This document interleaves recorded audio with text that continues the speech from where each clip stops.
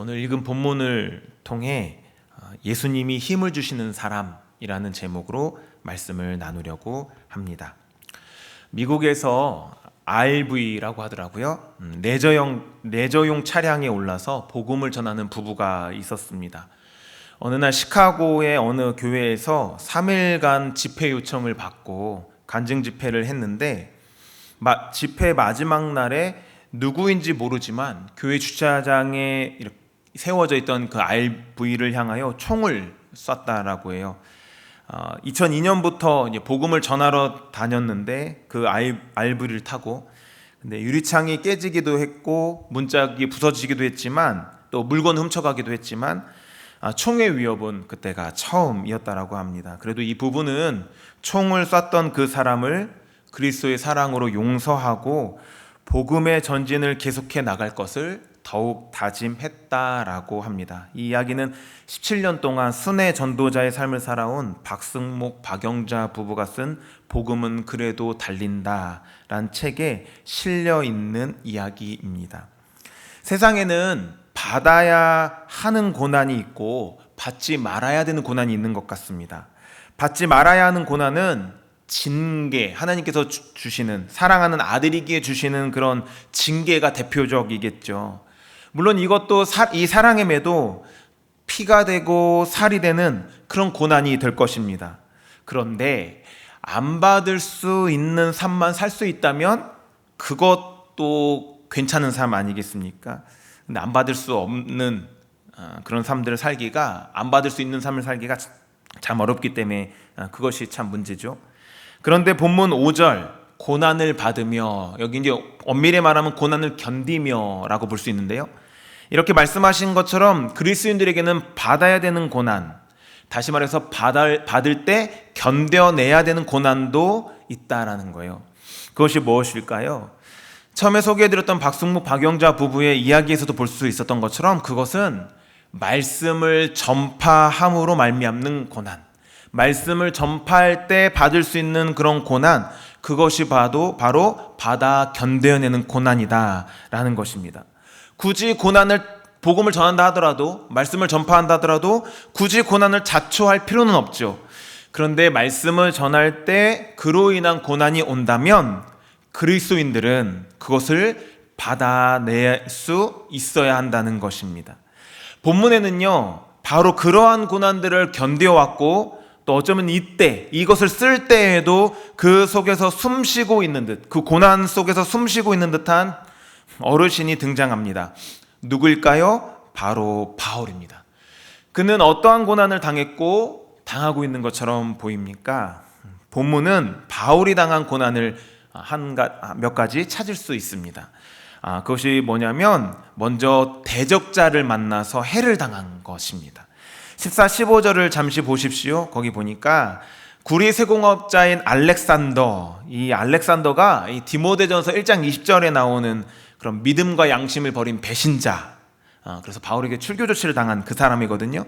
근데 이 알렉산더에게 많은 해를 받았다라고 이렇게 얘기하는 거예요. 그래서 영적인 아들에게 이제 떠날 것들이 얼마 안 남은 이 영적인 아들에게까지도 너는 그 사람 주의해라, 이렇게 얘기할 정도로 이 사람에게 해를 당했습니다. 15절 하반절을 보면 구체적으로 어떠한 해를 당했는지 약간 좀 볼 수 있는데요, 그거는 그가 우리말을 심히 대적하였느니라 이렇게 얘기한 것을 보면서 물론 확실하진 않지만 약간은 유추해 볼 수 있습니다. 바울 같은 사람이, 제 생각에는 바울 같은 사람이 본질적인 것 말고 비본질적인 것 때문에 이렇게 심히 해를 끼쳤다 이렇게 얘기할까? 그렇게 하지 않을 것 같습니다.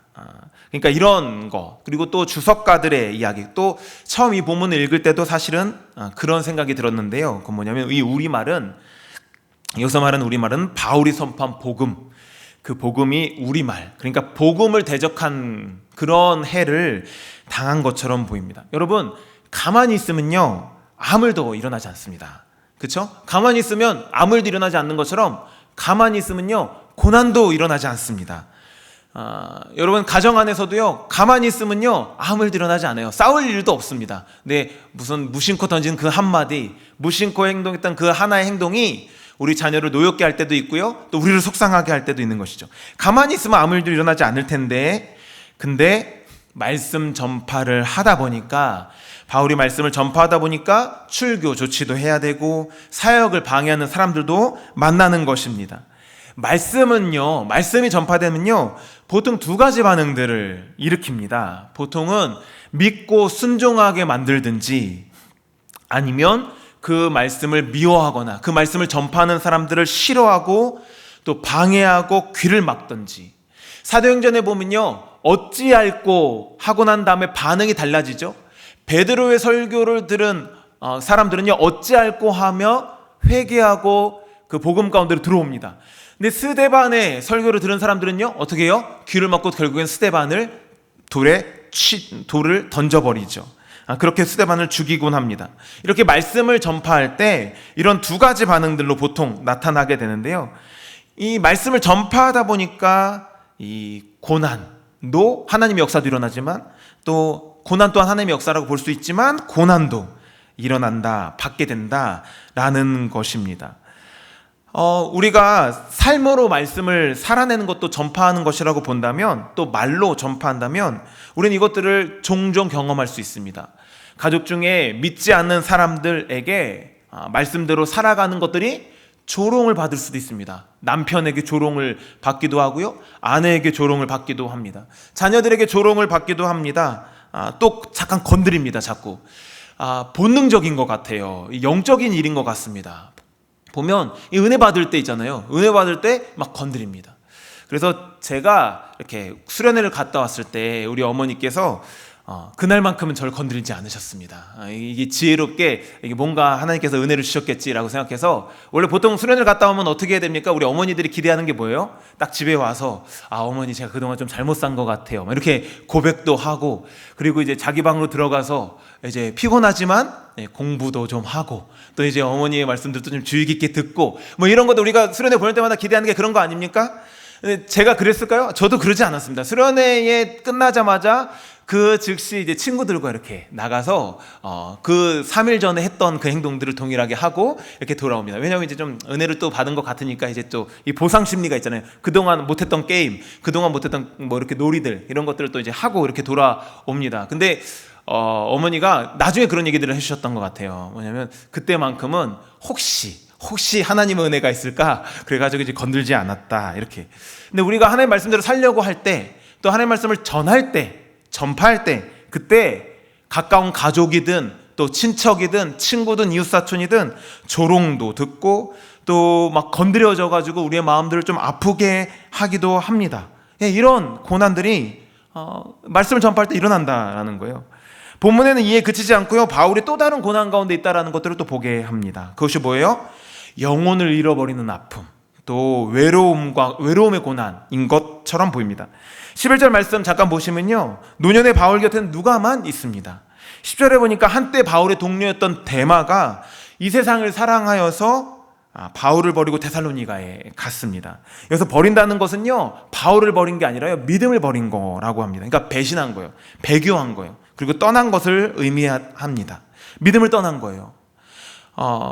저도 이제 중등부랑 고등부를 섬겼던 적이 있거든요, 여도침례교회에서. 근데 그때 섬겼던 아이들이 궁금할 때가 있습니다. 그래서 이제 대학부에 잘 올라왔나 이렇게 물어보기도 합니다. 고등부에 잘 올라갔나, 잘 남아있나 이렇게 물어보기도 하죠.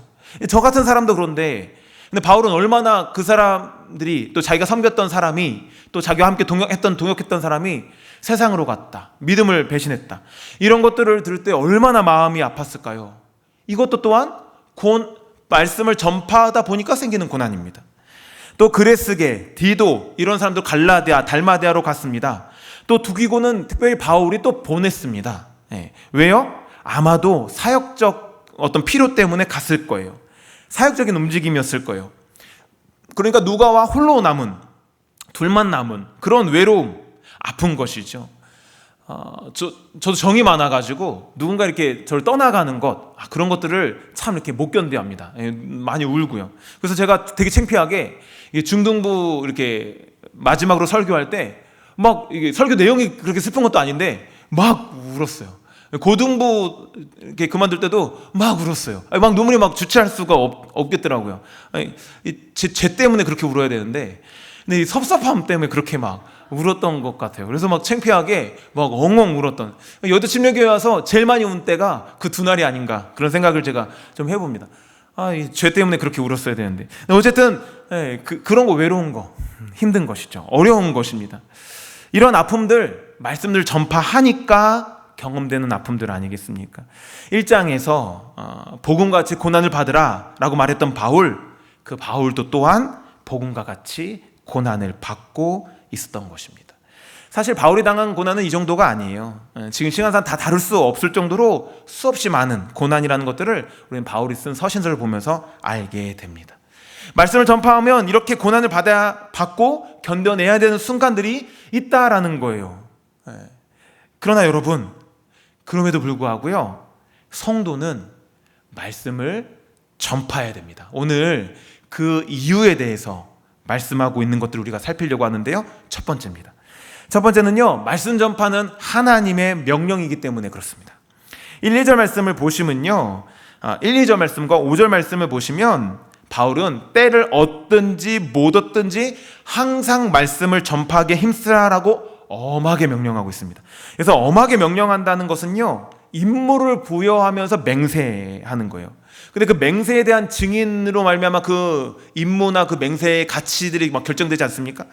근데 그 증인이 어마어마합니다. 1절 말씀에 보시면요, 그 증인이 누굽니까? 하나님, 그리고 예수 그리스도입니다. 특별히 예수 그리스도는 어떤 분이라고 묘사되고 계십니까? 심판주십니다. 심판하신 분이세요. 그리고 예수님의 나타나심, 재림이죠. 그리고 그의 나라, 얼마나 무거운 맹세겠습니까? 그래서 경책한다는 말은요, 잘못된 것들을 바로잡는다. 경계한다라는 말은요, 순종하지 않는 사람들에 대한 이제 질책들이 담겨 있더라고요. 그러니까 말씀을 전파하는데 오래 참음과 가르침으로 하는데 거짓 교사들의 가르침과 불의한 행위들을 바로잡고 순종하지 않는 자들에게 순종을 권면해야 된다라는 거예요. 언제요? 항상. 때를 얻든지 못 얻든지 항상. 내가 기쁨으로 충만하든지 안 충만하든지 항상. 구원의 확신으로 충만하든지 안 충만하든지 항상. 내가 기분이 좋든 나쁘든, 일이 잘 풀리든 안 풀리든, 간증거리가 있든 없든 항상.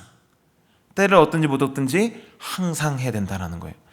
또한 바울은 모든 일에 신중하여서 디모데가 허탄한 이야기에 빠지지 말라고 우선 신중하라고 말하고, 디모데에게 또한 고난을 견디고 전도자의 일을 하고 직무를 다하라. 무슨 얘기입니까? 말씀을 전파해라. 이렇게 말하고 있는 것입니다. 여러분, 바울의 말입니까? 아니죠. 하나님의 말씀입니다. 하나님의 명령입니다. 지금 저와 여러분에게 하시는 말씀이라는 거예요. 이 어미하신 하나님의 말씀 앞에 우리는 어떻게 해야 될까요? 주님이 승천하실 때 주신 지상명령 기억하시죠? 마태복음 28장 18절부터 20절. 그리고 하나님의 명령에 순종해서 이 한국 땅 가운데까지 오셔서 복음을 전하여 우리에게까지도 복음을 듣고 그 사랑 가운데 나아가게 하신 그 많은 선교사님들과 같이 우리도 우리에게 허락하신 그 영역 가운데 말씀을 항상 전파하기 위해 힘써야 된다라는 것입니다. 네, 말씀 전파는 하나님의 명령입니다. 이것이 우리의 삶에 고난이 있다 하더라도 말씀을 전파해야 될, 또 그렇게 살아갈 것들을 결단해야 될 첫 번째 이유인 것입니다. 두 번째는요, 말씀 전파는 진리에서 돌이키는 것. 잘 들으십시오. 진리에서 돌이키는 것을 막을 수 있습니다. 자, 3절 4절인데요. 이 3절 4절의 원문을 보면 왜냐하면 이라고 시작합니다. 그러니까 2절과 연결되어 있어요. 그러니까 말씀을 전파해야 되는 이유가 뭐냐? 그 이유가 3절 4절이라는 거예요. 바울은 사람들이 바른 교훈을 받지 않을 때, 귀가 가려워서 자기의 사역을 따를 스승을 많이 둘 때, 그리고 그 길을 진리에서 돌이켜서 허탄한 이야기, 디모데전서는 그걸 뭐라고 얘기합니까? 신화, 그런 신화 같은 허탄한 이야기를 따를 때가 올 거다, 이렇게 얘기합니다. 그러면서 그렇기 때문에 말씀을 전파해야 된다라고 얘기하고 있는 것입니다. 여러분, 사람들이, 또 여러분 주변 사람들이요, 바른 교훈을 받지 않는다, 그리고 허탄한 이야기를 따라간다, 그리고 자기 사역을 따를 스승들을 많이 둔다? 그럼 어떻게 되겠습니까? 어떻게 될까요? 잘 가고 있는 길, 천국으로 가고 있는 그 잘 가고 있는 길에서 돌이키게 됩니다. 이건 좋은 돌이킴이 아니에요. 어떻게 되는 거예요? 잘못된 길로 나가서 망하게 되는 거예요. 비참하게 끝나버리는 거예요. 대마와 같이 돼버리는 것입니다. 여러분, 우리가 살고 있는 시대에 이 바울이 말하는 때 아닙니까? 탐욕의 복음을 버려라 라는 책에서요, 고든피는 이렇게 말합니다. 현대 기독교는 부와 건강의 복음이라고 불리는 그 속에 복음의 특성이라고는 전혀 찾아볼 수 없는 악성 질병에 빨리 감염되고 있다. 그 중에서 가장 노골적인 형태는 하나님을 섬기며 부자가 되라, 혹은 건강해져라 라는 주장이다. 그들은 이렇게 말한다고 합니다. 하나님은 당신이 번성하고 건강하기를 원하신다. 번영복음의 메시지는 이렇게 이어집니다. 여기에 그치지 않고 부와 건강의 복음은 성경에 나와 있다. 성경에 나와 있고 하나님 그렇게 되기를 원하신다고 저는 믿습니다. 그런데요, 하나님이 그렇게 말씀하셨다는 거예요. 그러므로 하나님의 생각에 따라 그것들을 주장하기만 하면 그것들은 당신의 것이 될 것이다. 건강만을 위한, 하나님이 아니라 건강만을 위하고 부만을 위한다는 것, 그것은 좀 오염된 복음 아니겠습니까? 잘못된 복음 아니겠습니까? 지난주 담임 목사님 말씀하신 것처럼 발람의 길, 발락의 길 아닐까요? 세속주의를 경계하라 라는 책에서 또 저자 CJ 메어니는 이렇게 또 얘기합니다. 10살에 지나시는 말씀이 있다. 예를 들어서 이 세상이나 세상에 있는 것들을 사랑하지 말라 라는 요한 1서 2장 15절, 이 문장에는 애매한 말씀들이 하나도 없습니다. 불확실한 것들이 하나도 없어요. 근데 그러면서 그 사람이 이렇게 얘기합니다. 우리는 그저 성경을 읽습니다. 그러나 마치 이 말씀이 성경에는 쓰여져 있지 않는 것처럼 살아갑니다. 싹둑 싹둑 싹둑. 뭐예요? 말씀을 싹둑 잘라버리는 거예요. 그리고 요한일서 2장 15절 말씀, 왠지 세상을 사랑하는 내 모습이 너무나 찔리니까, 그러니까 싹둑 잘라버려 결국에는 내가 가진 성경 측에서 아무데도 찾아볼 수 없게 새로운 성경을 만들어내고 있다. 그런 가위를 치워야 된다라고 말하고 있습니다. 지금 우리가 가지고 있는 그 성경의 요한일서 2장 15절을 제가 이렇게 칼로 도려낸다는 그런 얘기가 아닌 것 아시죠? 그런 얘기가 아닙니다. 우리 자신에게 있어서, 우리가 말씀을 바라보는 데 있어서 우리 자신이 그것들을 잘라내 기억하지 않는다라는 것입니다. 이것이 우리의 모습, 이 시대의 모습이 아니라고 누가 단언할 수 있겠습니까? 그런데 여러분, 말씀 전파가 이런 어두운 시대에 해답이 된다라는 것입니다. 진리에서 돌이키는 것을 말씀을 전파하는 것들로 말미암아 막을 수 있다. 아니, 그것들을 돌려서 새로운 부흥을 줄 수 있다라고 저는 믿습니다. 지난주 보았던 디모데후서 3장 후반전은 어떻게 말씀합니까? 성경에 어떤 능력이 있다라고 해요? 구원에 이르는 지혜가 있게 하고요, 모든 성경은 하나님의 감동으로 돼가지고요, 교훈, 책망, 바르게 함과 의로 교육하기에 유익하다. 성경이 그런 능력이 있다라고 말하고 있는 것입니다. 그러면 말씀 전파가 성경을 전파하는 건데, 그럼 성경을 전파하면, 그런 능력이 있는 성경을 전파하면 어떤 일이 일어나겠습니까? 능히 이 진리에서 돌이켜 세상길로 가는 사람들을 막을 수 있지 않겠습니까? 진리에서 돌이키는 많은 사람들을 구할 수 있다. 우리 주변에 있는 많은 사람들을 구할 수 있다라는 것입니다. 이것이 우리의 삶에 고난이 있다 하더라도 말씀을 전파해야 되는, 그것을 결단해야 될 두 번째 이유다라는 것입니다. 마지막 세 번째입니다. 세 번째는 말씀을 전파한 사람에게 하나님의 상급이 있기 때문입니다. 말씀은 전파는 하나님의 명령이고, 말씀 전파는 진리에서 돌이키는 사람들을 막으며, 말씀 전파는 상급을 얻게 되는 길이 될 수 있다는 것입니다. 7절 8절을 보십시오. 6절부터 8절까지는 바울의 어떤 유언적 고백이다라고 말할 수 있는 그런 고백들이 나오는데요. 근데 순교를 이제 할 거라는 것들을 조금 이제 예감하고 있는 듯하게 보입니다. 그러면서 자신의 삶들을 7절 말씀을 통해서 이제 돌아보고 있어요. 어떻게 자신의 삶을 평가합니까? 선한 싸움을 싸웠다. 달려갈 길을 마쳤다. 믿음을 지켰다. 그래서 의의 면류관은 예비된 것들을 소망할 수 있다라는 것입니다. 여기서 이 완수했다라는 뜻입니다. 달려갈 길을 마치고, 이것은 또 싸우고, 이것도 완료 시제로서 다 완수했다라는 것입니다. 그러니까 끝까지 믿음을 지키면서 사명들을 감당했다라고 볼 수 있는 것입니다. 이에게 뭐가 약속되어 있습니까? 의의 면류관이라는 상급이 약속되어 있다라는 거예요. 여러분, 바울의 사명이 무엇이죠? 그가 달려간 길이 뭐예요? 5절 디모데에게 부탁한 그 내용이 그가 달려간 내용 아닙니까? 현혹되지 않았으며 믿음을 지켰으며 고난을 받았고 전도자의 일을 한 것, 그게 바울이 했던 사명 아니었습니까?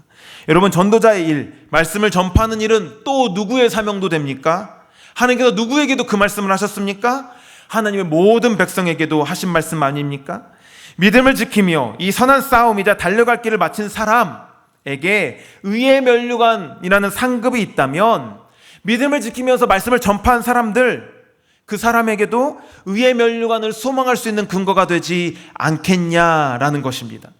또 여기 주의 오심을 나타나는, 주께서 나타나심을 사모하는 자에게도 마찬가지다.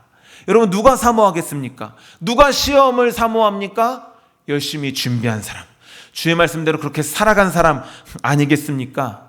그렇다면 하나님의 말씀을 감당한 사람, 전파를 감당한, 하나님의 말씀을 전파하는 사람이 감당한 그런 사람에게 상급이 있음을 이야기할 수 있지 않겠습니까? 바울이 이를 고린도전서 9장에 이렇게 얘기합니다. 내가 복음을 위하여 모든 것을 행함은 복음에 참여하고자 함이라. 운동장에서 다름질한 자들이 다 달릴지라도 오직 상을 받는 사람은 한 사람인 줄을 너희가 알지 못하느냐? 너희가 상을 받도록 이와 같이 다름질하라. 여러분, 바울이 복음을 참여한 이유가 뭐예요? 상을 받기 위해서 그렇다는 거예요. 이 말씀을 전파하는 것, 하나님의 상급이 있다는 것들을 소망할 수 있다는 것입니다. 저는 말씀 전파를 감당한 사람에게 하나님의 상급이 있다는 것, 그래서 이것이 우리의 삶에 고난이 있다 하더라도 말씀을 전파하며 살아가야 할, 그것을, 말씀 전파를 결단해야 될 세 번째 이유다라고 믿습니다. 여러분, 성도들은 하나님의 말씀을 전파해야 합니다. 복음을 선포해야 합니다. 그럼에도 우리 가운데 있는 생각들이 있습니다. 내가 감당할 수 없는 고난을 감당하게 되면 어떡하지? 나는 말씀을 전파할 만한 그런 삶이나 그런 지식이나 그런 간증거리가 없는데, 그런 능력을 갖추지 못했는데, 라는 생각 때문에 말씀을 전파하는 삶을 살아야 된다라는 것들에 대해서 결단하기를 머뭇거리고 주변에 그런 사람들에게 나아가지 못하는 모습들이, 또 그것이 우리의 모습이 될 수도 있습니다. 하지만 여기 바울은요, 그 숱한 고난 가운데서도 자신의 사명을 완주한 또 하나의 비밀을 말하고 있습니다. 저는 이 비밀이, 말씀을 전파하는 데 주저하는 성도들이 이 비밀을 안다면 저는 그 사람들에게 답이 될 수 있을 거라고 믿습니다. 본문 17절 18절인데요 함께 읽어보겠습니다. 같이 한번 읽어보겠습니다. 시작. 주께서 내 곁에 서서 나에게 힘을 주심은 나로 말미암아 선포된 말씀이 온전히 전파되어 모든 이방인이 듣게 하려 하심이니 내가 사자의 입에서 건짐을 받았느니라. 주께서 나를 모든 악한 일에서 건져내시고 또 그의 천국에 들어가도록 구원하시리니 그에게 영광이 세세 무궁토록 있을지어다. 아멘.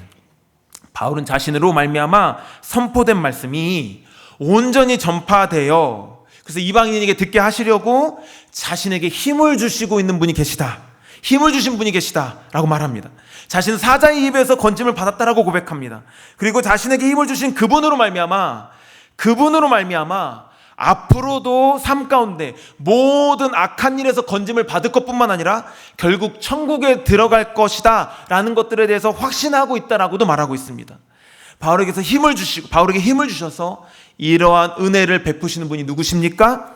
17절 18절에 보니까 반복되는 말씀이 있습니다. 뭐예요? 가장 앞에 등장하죠. 누구십니까? 주께서,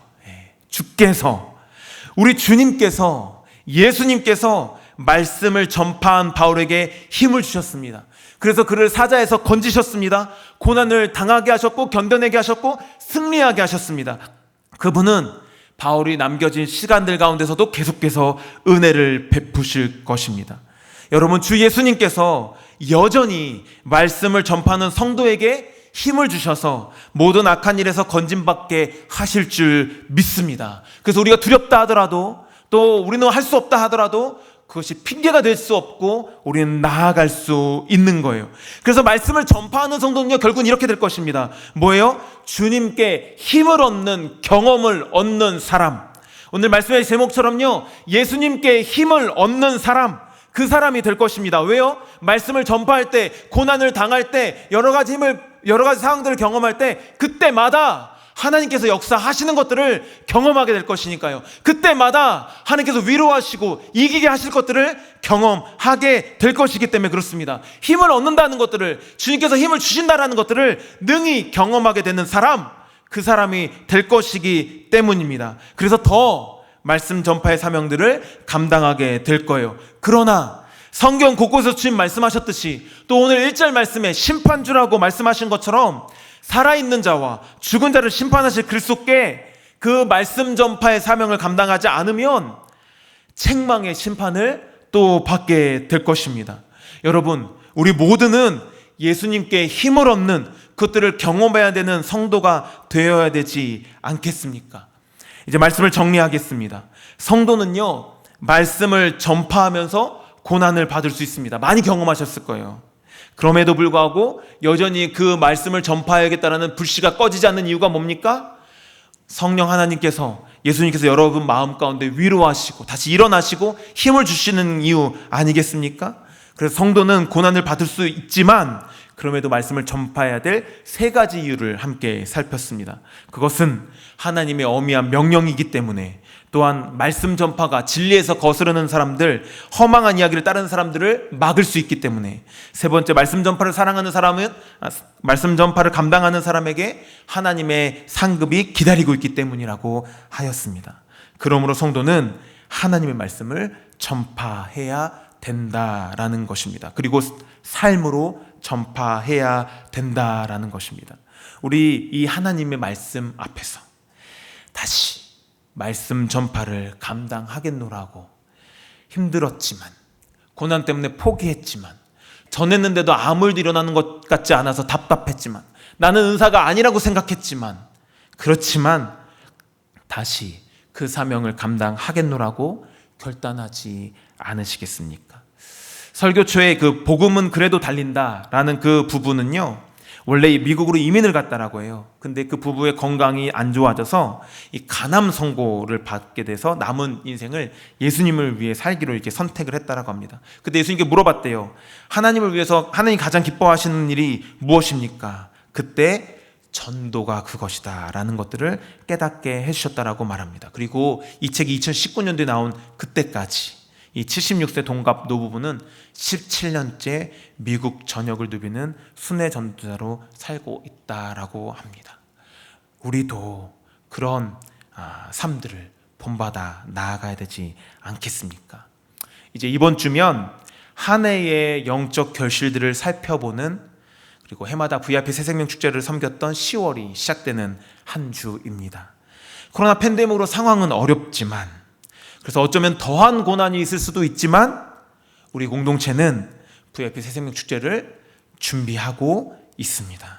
사명이기 때문에, 주님의 어미하신 말씀이기 때문에, 또한 이 시대적으로 어렵고 또 어두워져가는, 또 수많은 사람들이 지옥으로 달려가고 이 시대적인 상황들 가운데 또 자기의 귀를 가려운 것을 긁어주는 그런 사람들을 따르는 사람들이 날마다 생기고 있는 이 시대이기 때문에 이것들을 감당하는 것들은 시대에 안 맞다라고 말할 수 있지만 당연한 것이라고 믿습니다. 지금 이 시대에도, 또 우리 주변에도, 우리 가족에도 말씀이 전파되어야 합니다. 이제부터 하나님 나라 갈 때까지 그 사명에 함께하기로 지금 결단하며 주님께 고백하지 않으시겠습니까?